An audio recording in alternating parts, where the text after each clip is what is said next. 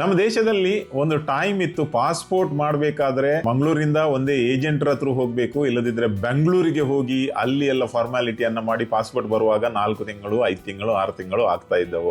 ಈಗ ಒಂದೇ ದಿನದಲ್ಲಿ ಪಾಸ್ಪೋರ್ಟ್ ಬರ್ತದೆ ನಮ್ಗೆ ಗೊತ್ತು. ಆದ್ರೆ ಒಂದು ಸ್ಟೆಪ್ ಮುಂದೆ ಹೋಗಿ ಈ ಪಾಸ್ಪೋರ್ಟ್ ಸೇವಾ ಕೇಂದ್ರ ಏನಿದೆ ನನ್ನ ಸರ್ವಿಸ್ ಅಲ್ಲಿ ಒಂದು ಅಪ್ಡೇಟ್ ಮಾಡಿದೆ. ದೂರದ ಊರಿಂದ ಪಾಸ್ಪೋರ್ಟ್ ಮಾಡ್ಲಿಕ್ಕೆ ರಿನ್ಯೂ ಮಾಡ್ಲಿಕ್ಕೆ ಜನರು ಬರ್ತಾ ಇದ್ದಾರೆ. ಪಾಸ್ಪೋರ್ಟ್ ವ್ಯಾನ್ ಸರ್ವಿಸ್ ಅಂತ ಇದೆ.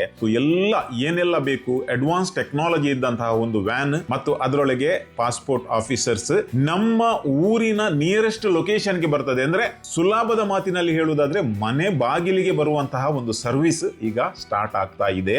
ಬಹುಶಃ ಬೆಂಗಳೂರು ಮತ್ತು ತುಮಕೂರಲ್ಲಿ ಆಲ್ರೆಡಿ ಸ್ಟಾರ್ಟ್ ಆಗಿದೆ. ಹೊಸ ಪಾಸ್ಪೋರ್ಟ್ ಅಪ್ಲೈ ಮಾಡಬೇಕಿದ್ರೆ ಅಥವಾ ರಿನ್ಯೂವಲ್ ಮಾಡಬೇಕಿದ್ರೆ ಪಾಸ್ಪೋರ್ಟ್ ಸೇವಾ ಕೇಂದ್ರಕ್ಕೆ ಹೋಗ್ಬೇಕಂತ ಇಲ್ಲ. ಆನ್ಲೈನ್ ಅಲ್ಲಿ ಹೋಗಿ ಫಾರ್ಮ್ ಅನ್ನ ಫಿಲ್ ಮಾಡಿ ಅಪಾಯಿಂಟ್ಮೆಂಟ್ ತೆಗೆದುಕೊಳ್ಳುವಾಗ ನಿಮ್ಗೊಂದು ಆಪ್ಷನ್ ಬರ್ತದೆ. ಈ ಆಪ್ಷನ್ ಏನಂದ್ರೆ ಮೊಬೈಲ್ ವ್ಯಾನ್ ಸರ್ವಿಸ್. ಅಂದ್ರೆ ನಿಮ್ಮ ನಿಯರೆಸ್ಟ್ ಲೊಕೇಶನ್ ಅಲ್ಲಿ ಒಂದು ವೇಳೆ ಆ ಒಂದು ಸರ್ವಿಸ್ ಬರ್ತದೆ ಆದ್ರೆ ಅದರ ಡೇಟ್ ಕೊಡ್ತಾರೆ. ಬಹಳ ಸುಲಭವಾಗಿ ಪಾಸ್ಪೋರ್ಟ್ ಸೇವೆಯು ನಮ್ಮ ಕಾಲಿನ ಬುಡಕ್ಕೆ ನಮ್ಮ ಮನೆಯ ಅಂಗಳಕ್ಕೆ ಬರ್ತಾ ಇದೆ.